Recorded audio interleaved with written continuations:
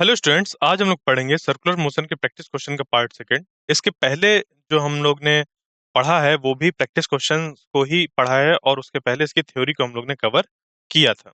जो भी थ्योरी में हम लोग ने कॉन्सेप्ट फॉर्मूले वगैरह जाने थे उसको एक एक करके प्रैक्टिस क्वेश्चन के द्वारा हम लोग उनको सीख रहे हैं। तो उसी में ही आगे अब हम लोग आज के क्वेश्चन को सॉल्व करेंगे। इस डेक को बनाने के लिए कुछ इमेजेस का यूज किया है, तो मैं उनके लिए एक डिस्क्लेमर देना चाहूंगा। The images used in our slide deck are for educational purposes only. We respect the intellectual property rights of the original creators and owners of these images. If you are the owner of any of the images used in this deck and have any concerns or issues, please contact us at sathi@iitk.ac.in and we shall remove the images. Start करते हैं आज के अपने question के इस portion से। यहाँ पर देखिए, ये जो क्वेश्चन है मैं इसको आपको एक्सप्लेन करूंगा थोड़ा सा। कोई की वर्ड्स या की पॉइंट्स जो इस पे यूज होते हैं, की कॉन्सेप्ट्स जो यूज होते हैं उनको बताऊंगा। उसके बाद फिर मैं आपको 10 सेकंड का समय दूंगा, तब जाकर मैं इसके सॉल्यूशन को डिस्कस करूंगा। तो मैं अब इस क्वेश्चन के साथ स्टार्ट करता हूं। तो देखिए क्या है कि दिया क्या हुआ है। A car is moving along a straight horizontal road. एक कार हॉरिजेंटल रोड पे मूव कर रही है, उसकी स्पीड दे रखी है v not. If the coefficient of friction between the tires and the road is mu, the shortest distance in which the car can be stopped is. तो ये actually जो ये क्वेश्चन है इसमें हमारा सीधा सीधा आ गया। पहले इंट्रोडक्शन है कि जो कार है वो हॉरिजेंटल रोड पे मूव कर रही है, उसकी इनिशियल स्पीड दे रखी है v नॉट। तो अगर कोफिशिएंट ऑफ फ्रिक्शन जो बिटवीन टायर्स और रोड के है वो म्यू है, तो शॉर्टेस्ट डिस्टेंस कितनी होगी कि कार को रोका जा सके। क्या वो हमारी A v not square by two mu g होगी, या B v not by mu g, या C v not by mu g whole square, या फिर D v not by mu. तो इसका जो आंसर होगा वो क्या होगा, आप इसको सॉल्व करिए, बताइए। मैं आपको 10 सेकंड का समय दे रहा हूं, उसके बाद फिर हम इसके सॉल्यूशन को डिस्कस करेंगे।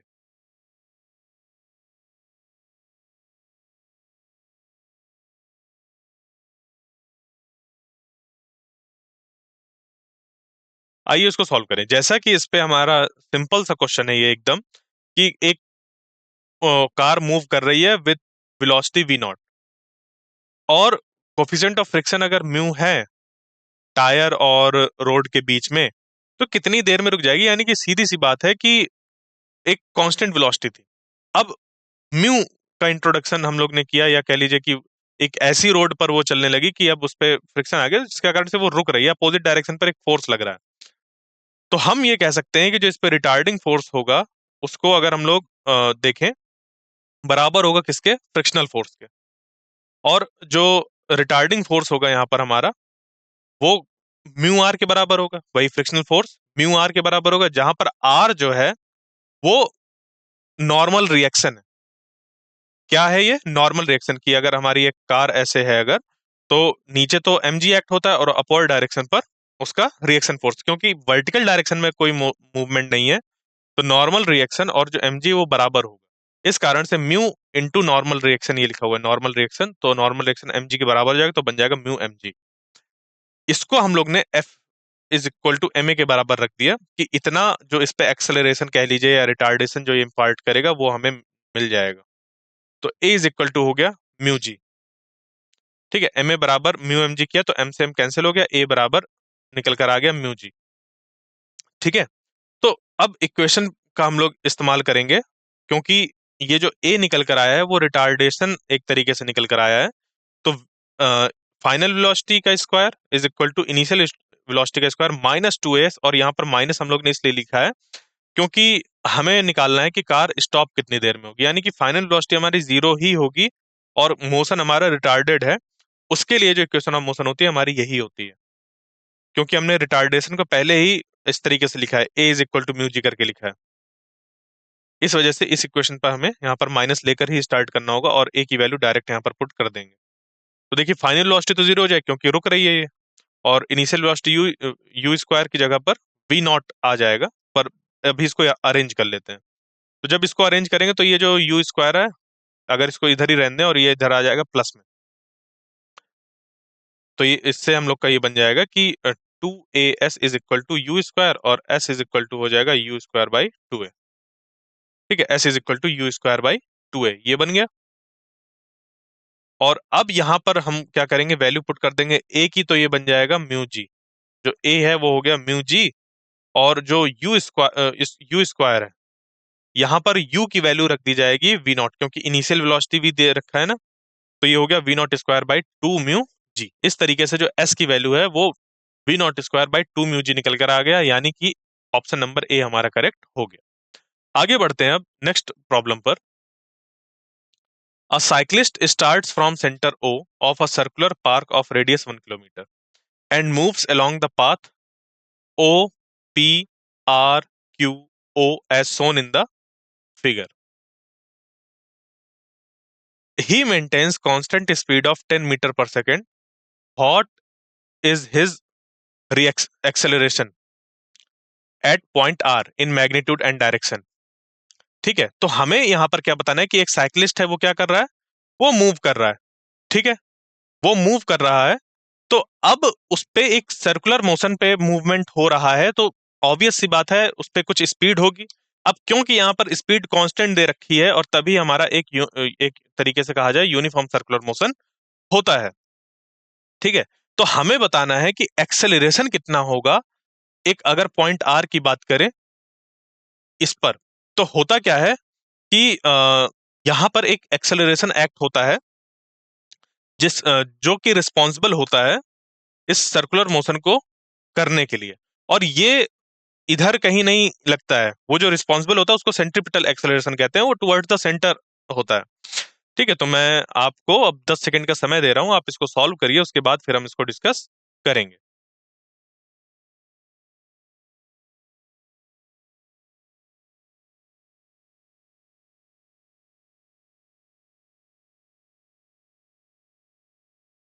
आइए इसको सॉल्व करें। तो जैसा कि यहाँ पर दे रखा है कि जो साइक्लिस्ट है वो मूव कर रहा है with constant velocity along the path OP, O से पी तक गया, फिर क्यू से या इसको हम कह रहे ओ से पी गया, फिर क्यू से, या फिर इधर क्यू से ओ आया, फिर ओ से पी गया। तो यहां पर जो होगा, क्योंकि ये दोनों स्ट्रेट लाइन पर है, कैसे हैं, ये स्ट्रेट लाइन पर है, तो क्योंकि स्पीड यहां पर कांस्टेंट दे रखी है, तो इनमें कोई एक्सेलरेशन नहीं होगा। देखिए एक्सेलरेशन जो होता है, मान लीजिए कि कोई पार्टिकल मूव कर रहा है और उस पे हमने एक्सेलरेशन दिया, तो एक्सेलरेशन दो तरीके से काम करता है। अगर एक्सेलरेशन वेलोसिटी की डायरेक्शन पर ही होता है, गौर से सुनिएगा, कोई ऑब्जेक्ट मूव कर रहा है विद कांस्टेंट वेलोसिटी और एक्सेलरेशन उसकी डायरेक्शन में ही एक्ट हो रहा है, तो उस वेलोसिटी का मैग्नीट्यूड बढ़ जाता है। बट वही एक्सेलरेशन अगर उस वेलोसिटी के परपेंडिकुलर डायरेक्शन पर एक्ट होता है, तो वो उसके वेलोसिटी के डायरेक्शन को चेंज करता है। तो यहां पर क्या दे रखा है कि जो ये पार्टिकल है वो कांस्टेंट स्पीड से मूव कर रहा है यहां पर, यानी कि यहां से लेकर और यहां तक कोई भी एक्सेलरेशन मौजूद नहीं है। जबकि जब ये यहां से यहां मूव कर रहा है पी टू क्यू, तो इस समय, या कह लीजिए कि पी आर क्यू इस पाथ पे जब मूव कर रहा है, तो आप देखेंगे कि वेलोसिटी इधर थी, फिर वेलोसिटी का डायरेक्शन इधर हो गया, फिर वेलोसिटी का डायरेक्शन इधर हो गया, फिर इधर हो गया, फिर इधर हो गया, कंटिन्यूअसली वेलोसिटी का डायरेक्शन चेंज हो रहा है। यानी कि यहां पर एक फोर्स एक्ट हो रहा होगा जो कि इस वेलोसिटी के डायरेक्शन के जस्ट परपेंडिकुलर होगा, कंटिन्यूअसली इसके परपेंडिकुलर होगा। ठीक है, बात समझ पे आई? तो वो जो एक्सेलरेशन होगा वो हमारा होगा सेंट्रीपिटल एक्सेलरेशन। भले ही यहां पर स्पीड जो है वो कांस्टेंट है, बट डायरेक्शन क्योंकि चेंज हो रहा है, तो वो वाला जो सेंट्रीपिटल एक्सेलरेशन होता है वो क्या करता है, कंटिन्यूअसली डायरेक्शन को चेंज करता है।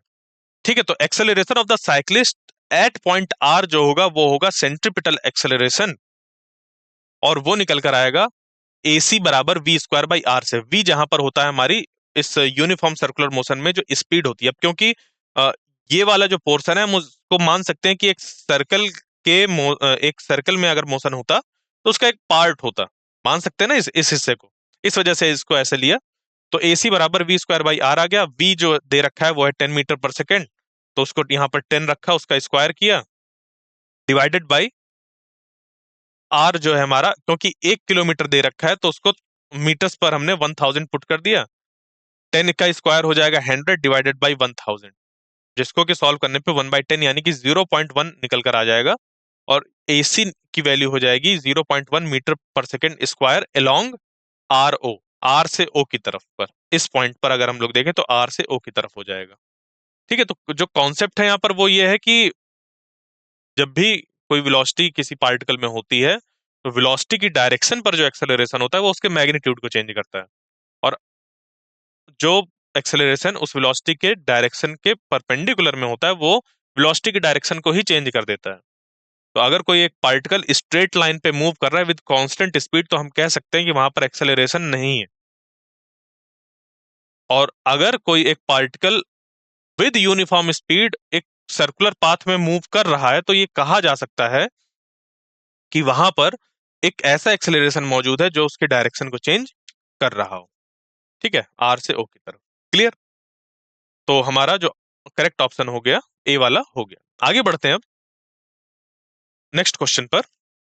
अ frictionless track ABCD ends in a semicircular loop of radius r. A body slides down the track from point A, which is at a height h. Maximum value of r of the body to successfully complete the loop is. अब देखिए ये इस तरीके के जो questions हैं उनको हम लोग जब वर्क एनर्जी पावर वाला चैप्टर पढ़ेंगे तो वहां पर और समझेंगे इसको कि कैसे इस तरीके के क्वेश्चन फॉर्म होते हैं, इनमें क्या चीजें लगती हैं, क्या कॉन्सेप्ट्स होते हैं। अभी के लिए यहाँ पर जो इंपॉर्टेंट है और ये क्वेश्चन यहाँ पर पूछा गया है वो इस वजह से क्योंकि यहाँ पर सर्कुलर मोशन वाली बात आ रही है। तो कुछ कॉन्सेप्ट्स हमारे वर्क एनर्जी पावर वाले भी हैं, वहां के भी यहाँ पर यूज हो रहे हैं, क्योंकि देखिए जब एग्जामिनेशन में क्वेश्चन आता है तो वो ऐसा स्पेसिफाइड नहीं होता कि ये इस चैप्टर का है। ये बात आप भी समझते होंगे, हाँ है ना? ऐसा कोई ना कोई क्वेश्चन मिल जाता है जहां पर कि कई चैप्टर्स के उस पे कॉन्सेप्ट इस्तेमाल हो रहे होते हैं। तो ये कुछ वैसा ही क्वेश्चन, तो ऐसा मत सोचिएगा कि नहीं ये इस चैप्टर का नहीं है, ये किसी पर्पस से रखा गया है। ओके, तो अब यहाँ पर इसके जो ऑप्शन है वो क्या है? ए 5 सेंटीमीटर, बी 15/4 सेंटीमीटर, सी 10/3 सेंटीमीटर और डी है 2 सेंटीमीटर। यहाँ पर ध्यान दीजिएगा इसको कि इस पे आप जो वर्क एनर्जी थ्योरम होती है उसकी हेल्प ले सकते हैं। ठीक है, मैं आपको 10 सेकंड का समय दे रहा हूं इसको सॉल्व करने के लिए, उसके बाद फिर हम इसको डिस्कस करेंगे।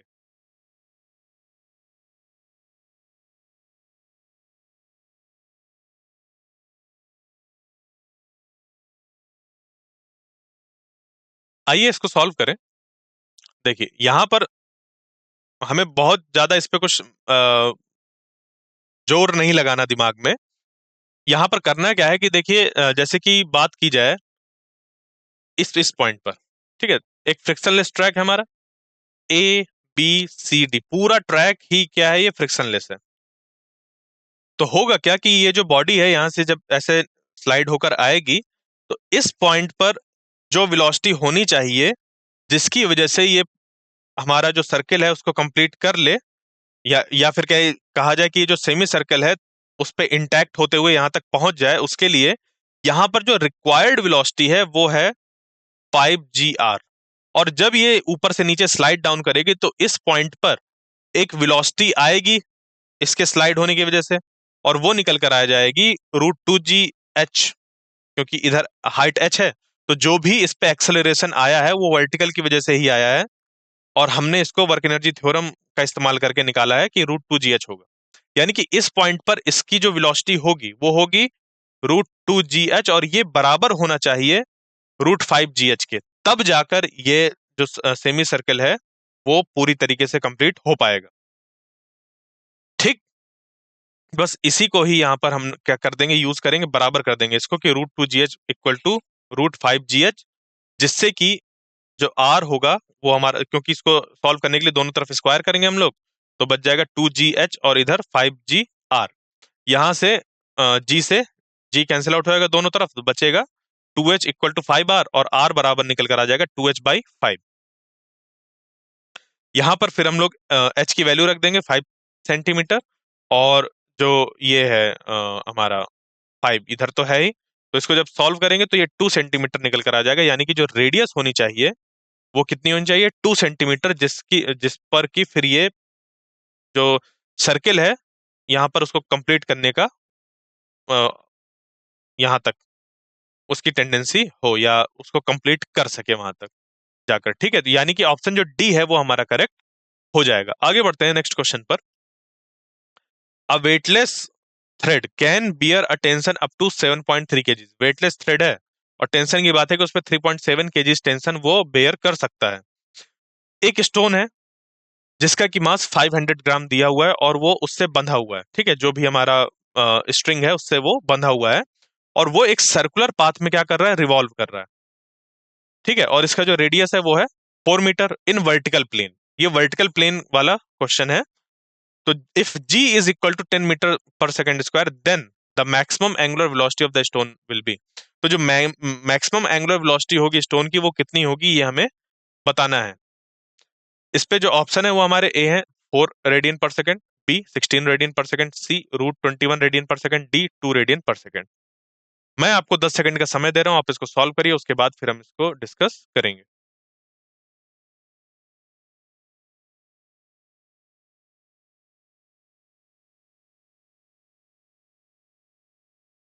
आइए इसको सॉल्व करें। तो यहां पर हम लोग क्या करेंगे, जो ये हमारा एक कंडीशन होता है कि T max is equal to, इसको कि हम लोग ने उस पे अपने थ्योरी में पढ़ा था। तो T max is equal to mr omega square plus mg, ये होगा। तो टी मैक्स कितना बनेगा, देखिए वो टी मैक्स हो जाएगा हमारा, क्योंकि जो ये टेंशन कर सकता है वो 3.7 केजीज का, अगर एक मास उस पर लटका दिया जाए तो उतना वो टेंशन बेयर कर सकता है। ठीक है, इसका जो टेंशन क्रिएट होगा, तो एक्चुअल में ये तो मास है हमारा, तो टेंशन कितना क्रिएट होगा इस मास की वजह से वो हमारा जी पर डिपेंड करेगा, यानी कि एम जी। और एम इस पर कितना है 3.7 केजी, और जी 10 की वैल्यू, यानी कि ये 3.7 × 10 हो गया। और फिर एम जो है हमारा वो 500 ग्राम्स दिया हुआ है, तो उसको हम लोग ने जो स्टोन है वो हो गया 0.5, और जो रेडियस है वो हमारी 4 मीटर है तो 4 लिख दिया, और ओमेगा ही तो हमें फाइंड करना है, प्लस एम जी। तो एम आ गया 0.5 × 10। ये देखिए जो टी मैक्स है वो ये हमने निकाला है यहाँ पर कि इतना वो मैक्सिमम कर सकता है। ये जो मास लिया है हमने वो ऐसा कोई मास नहीं है कि वहां पर कोई ऑब्जेक्ट बंधा हुआ है। इस मास का हमने इस्तेमाल करके जी के साथ मल्टीप्लाई करके वो जो टी मैक्स की वैल्यू होगी, वो जो थ्रेड है वो इतना मैक्सिमम टेंशन झेल सकता है, वो हमने यहाँ पर फाइंड किया। और फिर इसको इस इक्वेशन पर पुट किया, जिसको सॉल्व करने के बाद ये निकल कर आ जाएगा omega square is equal to 32/2 बराबर, मतलब 16 हो जाएगा ये, यानी कि omega is equal to 4 radian पर सेकेंड, यानी कि ऑप्शन ए हमारा करेक्ट हो जाएगा। आगे बढ़ते हैं नेक्स्ट क्वेश्चन पर। A bob of mass m suspended by a light string of length l is whirled into a vertical circle as shown in figure. What will be the trajectory of the particle if the string is cut at B? तो ये जो particle है उसकी trajectory क्या होगी अगर इस string को बी पॉइंट पर कट कर दिया जाए। तो एक बॉब है जिसका कि मास m है और उसको एक लाइट स्ट्रिंग से सस्पेंड कर रखा गया और वर्टिकल सर्कल में इस तरीके से घुमाया गया, तो उसकी ट्राजेक्ट्री क्या होगी, उस पार्टिकल की ट्राजेक्ट्री क्या होगी, ये हमें बताना है कि अगर बी पॉइंट पर कट किया जाए। Option A vertically upward, option B vertically downward, option C horizontally towards left, और डी है हॉरिजेंटली टुवर्ड्स राइट। किस तरफ जाएगा? ठीक है, यहाँ पर अगर इसको हम यहाँ पर कट कर दें, ओके, तो इसके जो ऑप्शन है वो क्या है हमारे, मैंने ये बता दिया, vertically upward, vertically downward, horizontally towards left, horizontally towards right. अब मैं आपको 10 सेकंड का समय दे रहा हूँ उसको सॉल्व करने के लिए, उसके बाद फिर हम इसके सॉल्यूशन को डिस्कस करेंगे।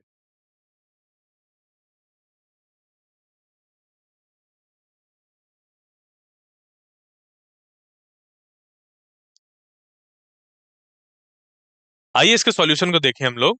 तो जैसे कि हम लोग इसको कट करेंगे, ठीक है, तो वो क्या होगा कि इस पॉइंट पर जाकर इसकी जो एक तरीके से कह लीजिए कि हमारा फोर्स रिक्वायरमेंट है वो आता है टेंशन की वजह से। अब अगर हमने स्ट्रिंग को कट कर दिया तो टेंशन हमें नहीं मिलेगा, वो जो सेंट्रीपिटल फोर्स आता है इसको रोटेट कराने के लिए वो हमें मिलता है किससे, टेंशन की वजह से, और टेंशन के कारण ही ये गोल गोल घूमता है। तो टेंशन अगर इस पे खत्म हो जाएगा क्योंकि स्ट्रिंग हम कट कर रहे हैं, तो फिर क्या होगा, तो देखिए, when Bob is wheeled into a vertical circle the required centripetal force is obtained from the tension in the string, जैसे कि अभी बताया।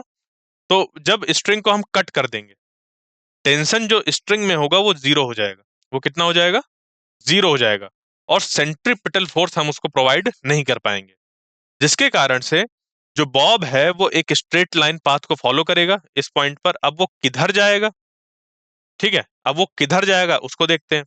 तो एट पॉइंट बी, देखिए क्योंकि ये जो है वो इस तरीके से घूम रहा है ना, इस पाथ में ऐसे ऐसे घूम रहा है।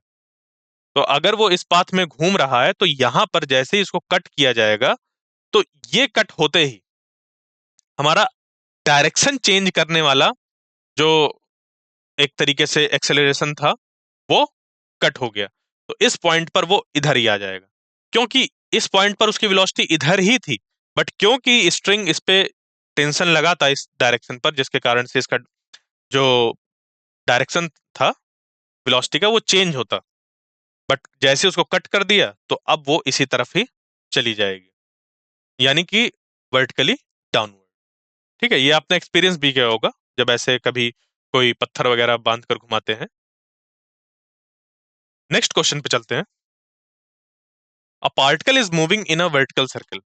The tensions in the string when passing through two position at angles 30 degree and 60 degree from the vertical are T1 and T2 respectively. ठीक है, तो क्या है कि एक पार्टिकल मूव कर रहा है एक वर्टिकल सर्कल में, और इसमें जो टेंशन दिया हुआ है स्ट्रिंग में, क्योंकि जब हम लोग क्या करा रहे हैं, ऐसे पास करा रहे हैं 30 डिग्री में और 60 डिग्री में। मान लीजिए कि T1 और T2 है, तो हमें बताना है T1 और T2 के बीच में क्या रिलेशन होगा। A T1 equal to T2, B T2 is greater than T1, C T1 is greater than T2, और डी है tension in the string always remains the constant. तो यहाँ पर एक चीज है कि जो टेंशन होता है उसकी वैल्यू चेंज होती है। तो मैं आपको 10 सेकंड का समय दे रहा हूं, आप इसको सॉल्व करिए, उसके बाद फिर हम इसके सॉल्यूशन को डिस्कस करेंगे।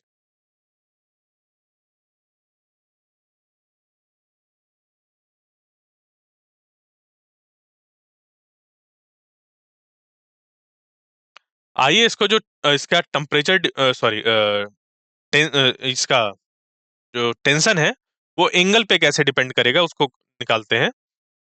तो किसी भी पॉइंट पर अगर हम लोग लिखना चाहें तो ये लिख सकते हैं कि जो टेंशन होगा वो mv²/r+mg cos थीटा के बराबर होगा। इसको हम लोग ने देखा है पहले भी। तो ये जो है ये क्या है? Centripetal force. और mg cos थीटा क्या है? कंपोनेंट है इस mg का। ओके, तो जो टेंशन है वो ये दोनों को प्रोवाइड कर रहा है। जो टेंशन है वो इन दोनों को ही प्रोवाइड कर रहा है, जिसके कारण से हम यहाँ पर देख सकते हैं कि अगर ये कांस्टेंट है तो, क्योंकि v एक यूनिफॉर्म सर्कुलर मोशन पे जो v होगा वो कांस्टेंट होगा और जो r होगा वो कांस्टेंट होगा, तो ये तो कांस्टेंट हो जाएगा, यानी कि जो t है वो डायरेक्टली प्रोपोर्शनल है कॉस थीटा के। तो T1/T2 अगर हमें निकालना है तो कॉस थीटा 30 डिवाइडेड बाई यहाँ पर कॉस 60 हो जाएगा। T1 के लिए कॉस 30 हो गया, T1 के लिए, और T2 के लिए कॉस 60 हो गया। यानी कि कॉस 30 की वैल्यू हो गई √3/2 और इसकी 1/2। तो इसको जब सॉल्व करेंगे तो ये निकल कर आ जाएगा √3/1, यानी कि जो हमारा T1 है वो ग्रेटर देन T2 है। क्यों? क्योंकि इसको और इसको अगर आप देखें तो T1 बराबर √3 T2, यानी कि T2 में हमें √3 का मल्टीप्लाई करना है और ये जो नंबर है वो 1 से बड़ा है, यानी कि जो T1 है वो T2 से क्या होगा? बड़ा होगा। ओके, इस तरीके से हमारा जो ऑप्शन सी है वो करेक्ट हो जाएगा। चलते हैं नेक्स्ट क्वेश्चन पर। A small body of mass m slides down from the top of a hemisphere of radius r। एक हेमिस्फेयर है और उसके टॉप से क्या कर रहा है कि एक पार्टिकल स्लाइड कर रहा है जिसका कि मास कितना है? m है। तो the surface of block and hemisphere are frictionless. The height at which the body lose contact with the surface of the sphere is. तो ये हेमिस्फेयर है, यहां से ये ऐसे मूव कर रहा है। तो ऐसा कौन सा पॉइंट होगा जहां पर कि जो हेमिस्फेयर है उससे इस ये जो बॉडी है वो अपना कांटेक्ट छोड़ देगी? 3/2 आर पर, या फिर बी ऑप्शन 2/3 आर पर, या फिर ऑप्शन सी r/2 पर, या फिर डी r/3 पर। मैं आपको इसको सॉल्व करने के लिए 10 सेकंड का समय दे रहा हूं, आप इसको सॉल्व करिए, उसके बाद फिर हम इसके सॉल्यूशन को डिस्कस करेंगे।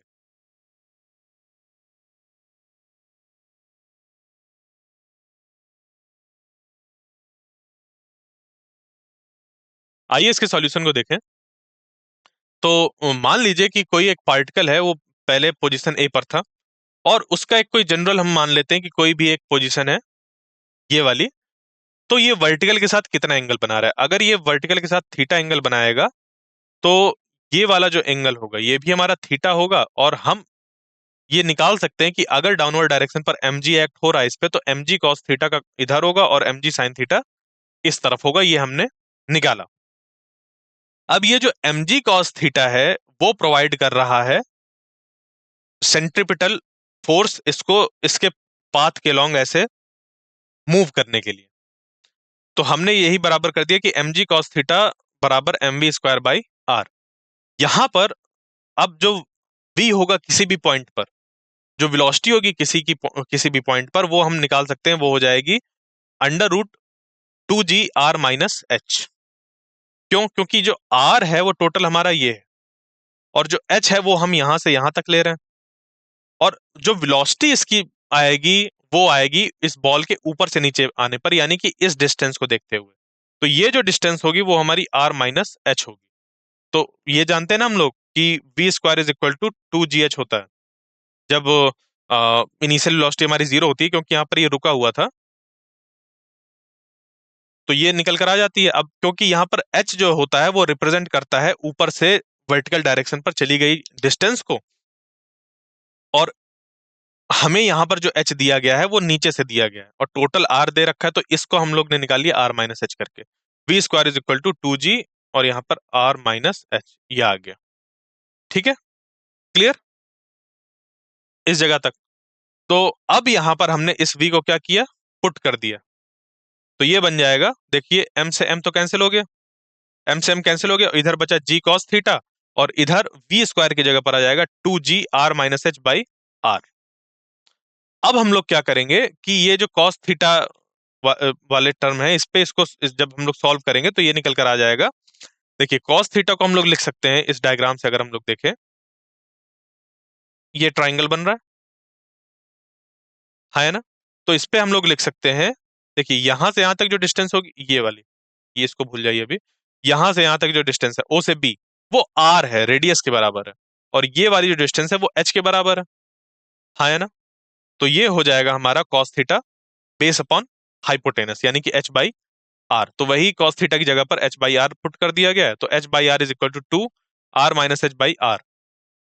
यहां से जब h होगा वो निकल कर आ जाएगा 2/3 r, क्योंकि ये वाला r इससे कैंसिल आउट हो जाएगा, और आगे जो स्टेप बचेगा वो बचेगा h is equal to 2r - 2h, और ये 2h चला जाएगा इस तरफ प्लस में, तो ये बन जाएगा 3h, और h बराबर निकल कर आ जाएगा 2r/3।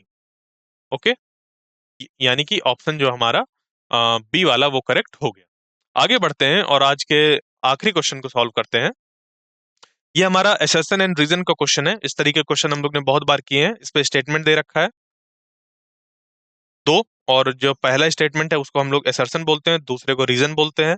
तो हमें ये देखना होता है कि क्या दोनों ट्रू हैं, और अगर दोनों ट्रू हैं तो क्या जो सेकंड वाला है वो पहले का करेक्ट एक्सप्लेनेशन है, और अगर दोनों ट्रू नहीं तो कौन सा फॉल्स है कौन सा ट्रू है वो चीज बतानी होती है। यही इन ऑप्शंस पे दिया रहता है कि जो दोनों स्टेटमेंट हैं वो क्या है, ट्रू है, और जो सेकंड वाला है वो पहले का करेक्ट एक्सप्लेनेशन है।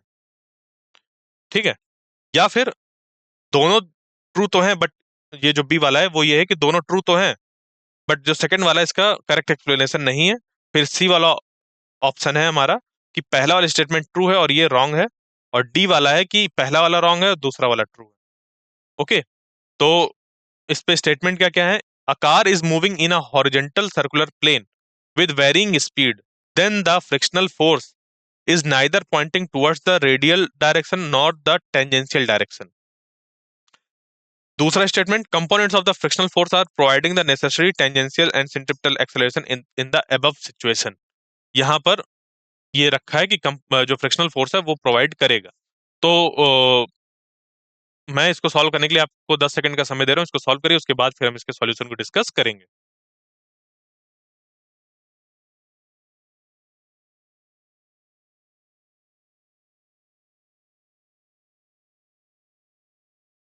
आइए इसके सॉल्यूशन को हम लोग देखें, करें कैसे होगा। तो सिंपल सी इस पे ये चीज है कि मान लीजिए कि हमने कोई एक पाथ कंसीडर किया जहां पर कि ये जो बॉडी है वो मूव कर रही है, तो इस पे दे कैसे रखा है कि एक कार है जो कि हॉरिजॉन्टल सर्कुलर प्लेन में मूव कर रही है विद वेरिंग स्पीड, उसकी स्पीड चेंज हो रही है, ठीक है। तो then the frictional force is neither pointing towards the radial direction nor the tangential direction. तो जो फ्रिक्शनल फोर्स है वो ना तो टेंजेंशियल डायरेक्शन पर है, इसको टेंजेंशियल डायरेक्शन कहेंगे, इस पॉइंट पर ऐसे ही टेंजेंशियल डायरेक्शन कहलाएगी, तो ये टेंजेंशियल डायरेक्शन है ये, और ना ही रेडियल डायरेक्शन पर। ये कहा जा रहा है कि फ्रिक्शनल फोर्स ऐसे नहीं हो रहा है। और उसके बाद फिर कहा जा रहा है दूसरे स्टेटमेंट पर कि जो कंपोनेंट हैं फ्रिक्शनल फोर्स के वो टेंजेंशियल और सेंट्रिपिटल एक्सेलरेशन प्रोवाइड कर रहे हैं। तो देखिए यहां पर एक्चुअली है क्या कि दोनों ही स्टेटमेंट हमारे ट्रू हैं। कैसे? जब स्पीड वेरी कर रही है तो होगा क्या कि हमारा एक टेंजेंशियल एक्सेलरेशन भी मौजूद होगा, और जो कि फ्रिक्शन की वजह से ही होगा। होगा कि मान लीजिए कि पार्टिकल है और वो क्या कर रहा है, कंटिन्यूअसली मूव कर रहा है विद वेरिंग वेरिंग स्पीड, जिसके कारण से इस पे मान लीजिए कि ये पार्टिकल इधर मूव कर रहा है तो इसके अपोजिट डायरेक्शन पर फ्रिक्शन एक्ट होगा, और वो ऐसे है मान लीजिए कुछ इस तरीके से। इसको हम लोग अगर प्रेजेंट करें तो इस तरफ मान सकते हैं कि फ्रिक्शन फोर्स इस तरफ है, तो इसके दो कंपोनेंट ब्रेक होंगे, एक हो जाएगा एफ कॉस थीटा और दूसरा हो जाएगा एफ साइन थीटा। जो एफ कॉस थीटा है वो हमें प्रोवाइड कर रहा है सेंट्रिपिटल फोर्स, और जो एफ साइन थीटा है वो प्रोवाइड कर रहा है टेंजेंशियल फोर्स, जिसके कारण से हमें एफ कॉस थीटा की वजह से सेंट्रिपिटल एक्सेलरेशन मिल जाएगा, और एफ साइन थीटा की वजह से टेंजेंशियल एक्सेलरेशन मिल जाएगा। यानी कि दोनों स्टेटमेंट हमारे करेक्ट हैं, और जो सेकंड वाला स्टेटमेंट है वो पहले का करेक्ट एक्सप्लेनेशन है। ओके, तो इस तरीके से हम लोग ने आज कुछ क्वेश्चंस को सॉल्व किया। आगे भी हम इस पे और भी क्वेश्चन को सॉल्व करेंगे। तो आई होप जो आज का लेक्चर था वो आपको पसंद आया होगा। मिलते हैं नेक्स्ट लेक्चर में, तब तक के लिए धन्यवाद।